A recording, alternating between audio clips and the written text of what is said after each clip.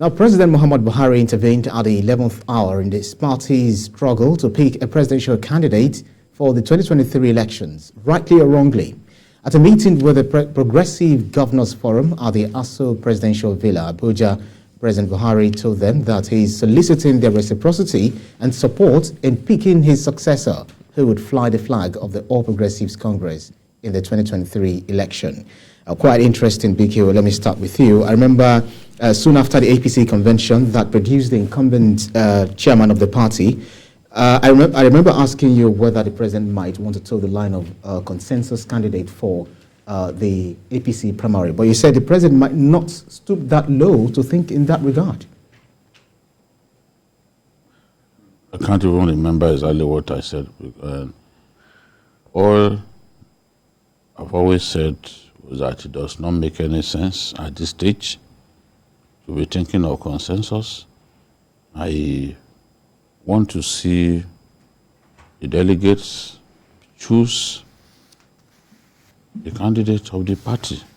I don't want to see the president and a few powerful people in the party decide for everyone. Because at the end of the day, when you are talking about consensus, as we saw at Eagle Square the other day, consensus does not mean unanimity. It doesn't. Consensus does not mean unanimity. The fact that somebody has been thrown up as consensus candidate does not mean that everyone is happy to have him as the candidate of the party. In fact, in most cases, you leave people extremely displeased. We saw people crying like a baby on the podium the other day because their hopes were dashed. Years and months of hard work were dashed by the fact that a few people just chose to decide for everyone. And they will call that democracy. It's not democracy. It's not consistent with democracy for just a few people to decide for everyone. These guys have bought the expression of interest and nomination form the party for the presidential. For the position of president. So let them contest. Let them slug it out. Why is anybody afraid of a contest, a flat-out contest? That's what I want to see, and we saw it at the PDP convention. It was a success, a huge success that has now thrown the ball straight into the court of the APC. In sports, we will say that right now, the greater pressure is on the APC because they now have to match what the PDP has done. The PDP has chosen their own standard bearer. The APC must match it by choosing their own, and they must choose their own without any form of rancor. At least on the at the MQ Abiola Stadium, we didn't see evidence of rancor. Wike may leave the place and start talking about a governor who won with only 300 votes. I mean, even one vote still amounts to victory. You know, that was clearly a dig at Tambua. But we didn't see any form of rancor at the venue of the convention. That's what we want to see. But if we try to force someone on everyone, and that person is not popular, you are going to bring down the party. The party will collapse on your head. Politicians must learn from history. Look at Rawlings. Rawlings ruled Ghana for a combination of 19 years, both as a military ruler and as a civilian ruler. Rawlings, charismatic, popular, a proper Ghanaian hero. And so he felt that it was up to him to choose his successor. What did we see? His vice president of many years, Atta Mills, was the person that he wanted to succeed him. But the Ghanaians said, no, you are our hero, we love you so much, but you are not going to decide for us. You are not going to bring your own, you are not going to decide who your successor is all by yourself. And what did they do? They rejected Jerry Rawlings' candidate, by a whopping 15%. And I can tell you a lot of those issues that made the Ghanaians to take that decision, they are present today. So APC must do what is right. Act sensibly. If you choose anyone who is not popular because that is the person that you like and not the person that the majority likes, Atiku would defeat your candidate resoundingly. He is capable of doing that. He has the capacity to do that. He can be defeated if you find the right candidate, the right running mate. He can be defeated. But if we choose someone who is not strong enough, out of sentiment or anything, he will earn an unassailable victory. Let people remember that I dropped that piece of warning for the APC today. We are historians, and we don't forget things easily. But the politician is very forgetful. He's thinking of his goal. He's thinking of himself. So he has no time to do a tie back, think about what happened in the past. And that is why they make a lot of mistakes. So it's our job to lay the cards on the table to them and tell them, look, there's no better time than to do what is right. And what is right is to let the people choose their leader. It's not for the president to determine who succeeds him. He doesn't have the power. The power to determine who succeeds the president resides in the ordinary voter. All right, Kolawole Johnson. Well, there was a time the president granted an interview to journalists, and he said that if he mentioned the person that he might be supporting, the person might be killed. And again, we had him. He didn't say anything about that until recently, just yesterday, when we had him that he should be allowed to choose his own successor. What came to your mind when you heard that? Very well. I think a time will come in this country when we won't be discussing PDP and APC. I mean, of course, I think they've stayed enough on the stage. We should be having fresh ideas now. However, if we are bound by circumstances to keep discussing them for now, we don't have a choice. So what comes to my mind when the president said it should be allowed, that they should allow him to choose his successor? I think it is not a surprise to me. First, I think I spoke somewhere not too long, and I said the president is a military man. Don't take that away from him.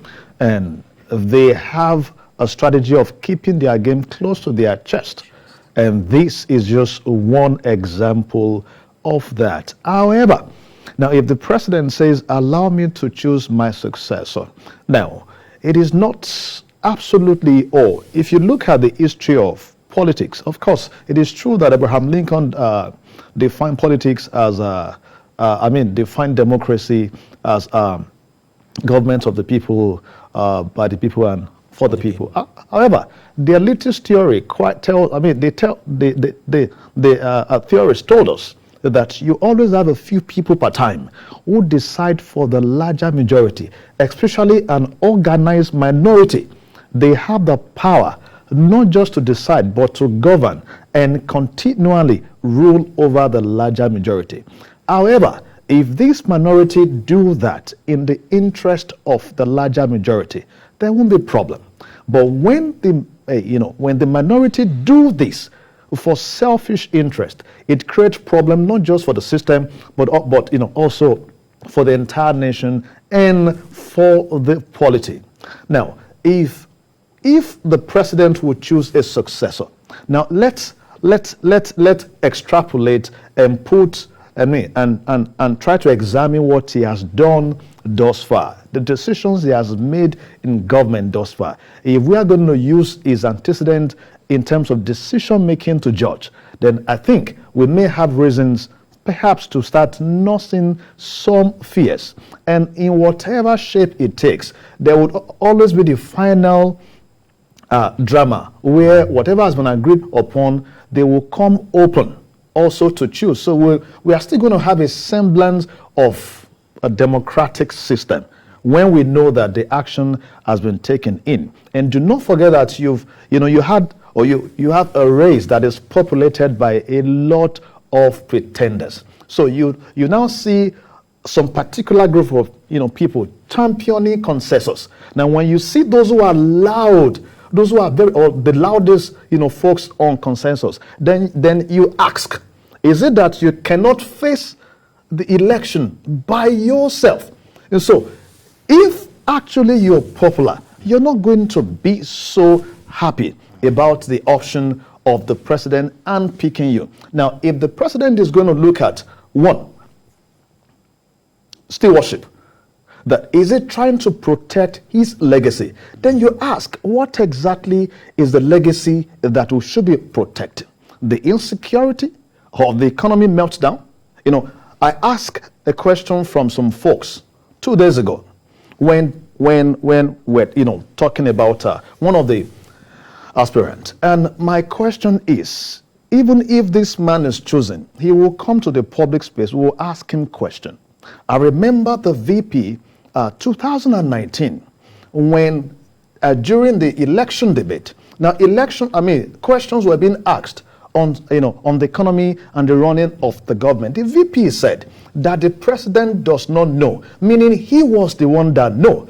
So meaning that he was in charge of the economy. So we're going to ask questions from whoever emerges at the end of the day. So if you're looking at the fact that the president wants somebody who can carry on with his legacy, so we should start asking the legacy. If campaigns were made on three tripod, the economy, anti-corruption, and security. On these three, of course, on these three strands, you can see that the government has not succeeded at all. So if he's also looking at some certain agenda that I think we have mentioned over time, some are saying right now that what the APC is trying to do is to look for a weaker, candidate for the party who would move, from the south, who will go against the former Vice President Atiku in PDP. Unfortunately, you can't take anything away from politicians. We knew, from time that some games were ongoing underneath. So if whatever you want to postulate in this, we must be very careful not to not to create a system that people will be building on. Let me tell you the danger of this. That you may never have a time in this country so soon when candidates will emerge in a democratic process. So since it's been instituted up, it will go down. The president will keep choosing the successor. The governor will keep choosing a successor.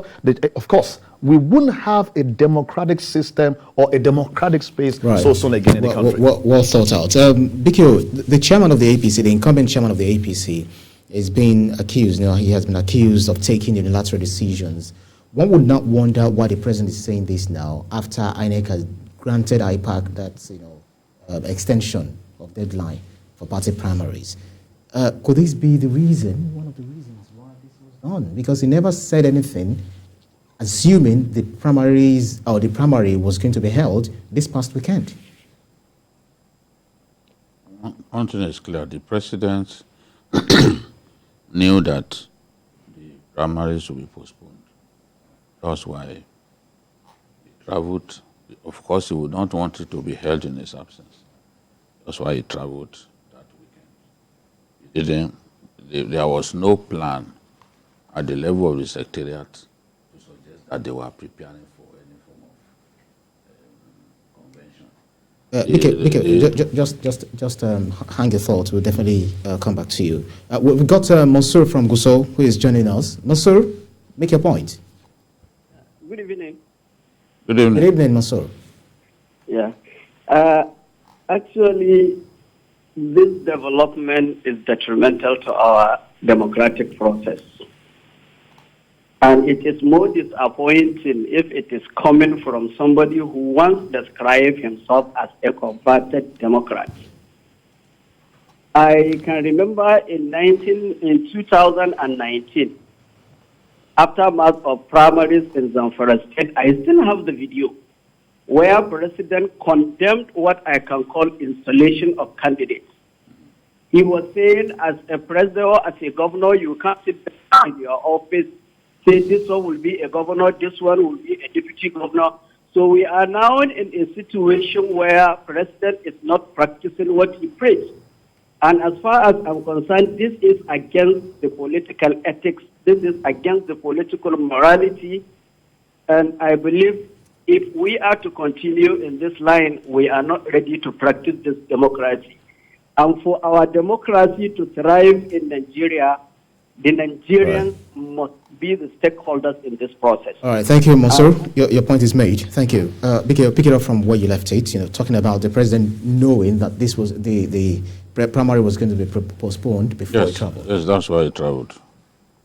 There's no way the president would want to stay away from the presidential primary of his party.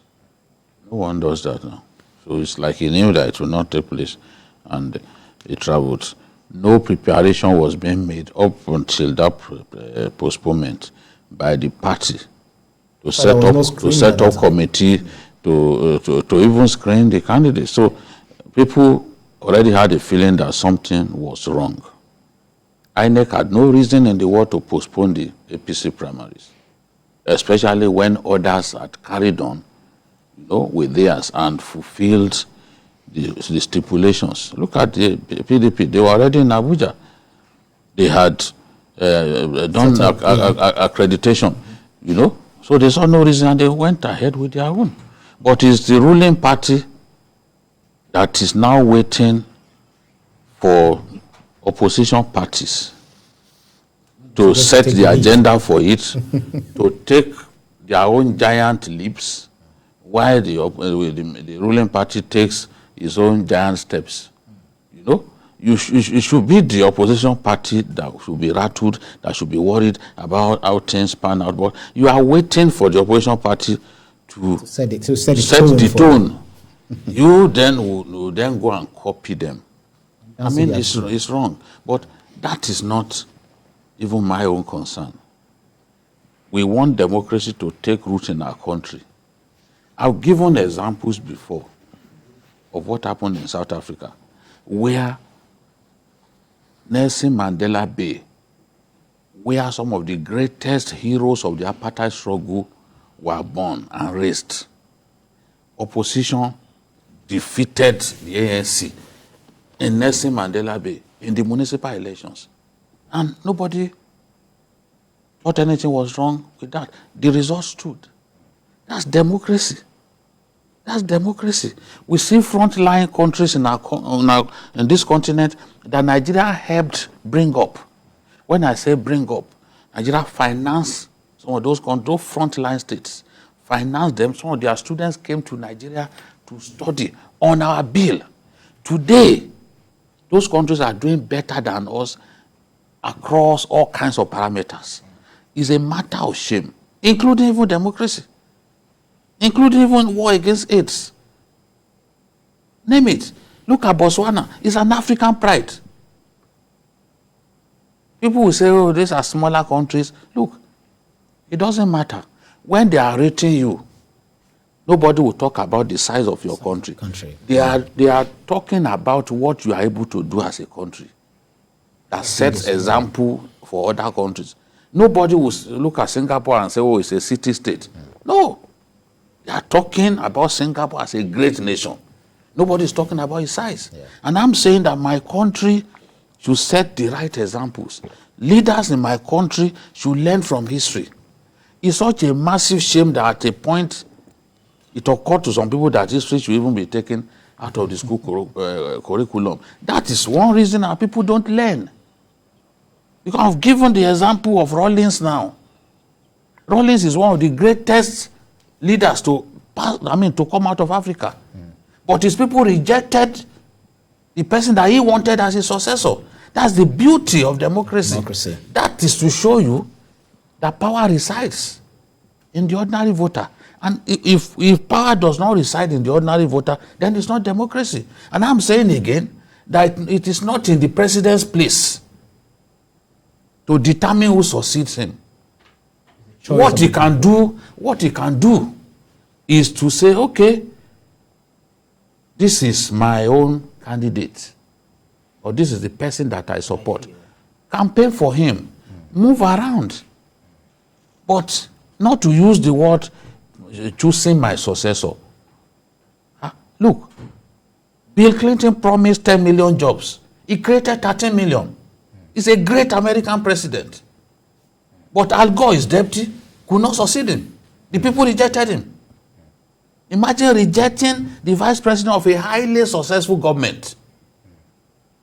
That's to tell you that where the voter sees reason to assert himself, to use the power that the ballot gives him, he will use it, and he will use it correctly. We don't want to see a situation in which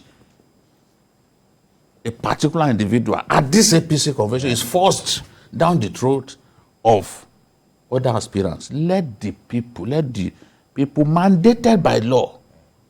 In any case, both the president and his deputy cannot even vote at this convention. Let the people mandated by law choose the standard bearer of the party. If the Nigerian people now want that person to succeed the president, so be it. All right, Kolawole, just very briefly, because we need to change tack now. The APC, the PDP is actually watching. They're lurking around the corner, laying ambush on the APC. And it looks like with what the president said, the party is trying to score an own goal. Well, I don't think so. I wish I could give some, background to our political, culture. You should understand that when we talk about some advanced countries where the people can duly reject individuals, you're talking about an environment where votes count. Now, do not forget in 2019, let's just take some, sampling techniques here. 2019, the election was postponed, the presidential election, at the very last minute. And that was after, of course, as an observer, that was after PDP had shared its own agent and, mobilization money. Same thing happened now. So that should tell you two things. One, that the government is controlling INEC, either directly or indirectly. You don't see. I just gave you a proof based on what is obtainable in the public space. Now, so if that is the case, so the president may decide to choose a candidate and again back him up with the system to ensure the person wins. However, the people will be the one to suffer. I am saying something clearly. That the stage Nigeria is now, I don't think you need anything draggy. You need a sound brain to be able to bring us out of this doldrum. Right now, the debt profile is killing. No matter what you say, Nigeria is broke. We don't have the money. Our income is going directly to debt servicing. Right. Number two, insecurity is destroying the entire nation. Number three, the main thing we thought Buhari was going to fight. See, I am not, if today I decide to criticize the president, no, sorry, we're right, 2003, we thought he was going to fight corruption. I worked for the president. 2007, it was only 2011 that I, went for Ibado. But 2015, we came back to him thinking he will fight corruption. But right now, I said on this same show some years back that the president is superintending over a very corrupt administration. They said it's a lie. Right. I'm sure we have seen that now. So you need somebody who can tackle these monsters headlong for the country to be saved. Then last one, somebody who can save us from the waste in government. We can't continue with this cycle of waste and you think the nation would develop. Right. No. We've got Ade joining us from London. I'm not sure whether Ade is still there. Ade, if you're there, the ball is in your court now. Babajide, thank you for your good job, please. And the other brother there. Babajide once told us that in Kano, the president prefer Abacha, son of Abacha, to be governor, but they rejected him. So now, if a government is performing very well, want to introduce somebody. Let me quickly tell you what I said. The people wanted Mohamed Abacha in 2011. They wanted Mohamed Abacha. Right. But the president, because of his corruption baggage, that's Mohamed, and the fact that there was a court case, the president rejected Mohamed Abacha. The people now rejected the choice of the president. Even in his home state of Katsina, yes, the people also rejected his choice for governor. Thank you. God Yes, bless you. it was this Masari that I wanted that. at that time. The people rejected him. So Yes. nothing says that his choice cannot be rejected by the people because it has happened to him before. Yes, that's exactly the point I'm trying to make. That Thank you very much. Convince the president now that his choice cannot be rejected by now. Head of a church was kidnapped, Methodist church. He paid 100 million. Yes. No one was listening and watching. This is All right.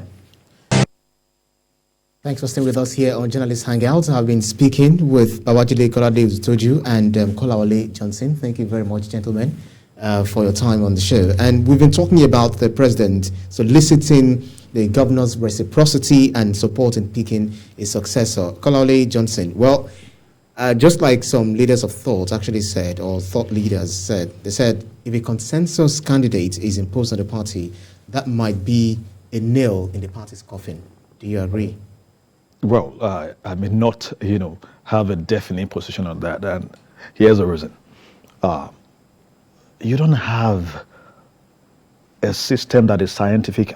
That provides scientific, approach to issues. Anything can happen. Go back to 2019 election, you will understand what I'm saying. However, do not forget that the president is relying on the governors to actually achieve his aim. Whoever he picks is relying on the governor to be able to, of course, rally vote for the person. And are we sure the governors will have a single house to get that done? Yesterday was their first meeting. It ended in deadlock. They already pitched their tent with different aspirants. Now, will they drop their wishes? Will they drop their... Remember, the first rule of the game is self-preservation. And in two ways, I think the governors may want to play balls. One is the fact that they have their own candidate or their own aspirant that they've been supporting before. Number two, there is a trend with APC, if you note very well, that the party structure, suffers across board. You don't have a party that has a sound reward system. And that is because you have people in the arms of affair who are not political players. So you see people work for the party. At the end, some folks are picked from anywhere to come enjoy the benefit of their labor. And so they know, the governors know, that you need a political player at the top, of the government to be able to service the party. See, if you do not have a party, there's no government. If you don't have a personality like Buhari, I bet you there will not be, there won't be APC today. So I think the governors that is relying upon, to carry his wish may not give that 100% support for two reasons. One, they also want a life after this election. Many of them are leaving the state houses. So they need a life in the party. And they know that if they support whoever the president hands down, the same people will also be writing who takes work in the party for the same man. So they will all be kicked out. For self-preservation, I don't think the governors will want to commit this political suicide by supporting an individual who, number one, would not support their political interest.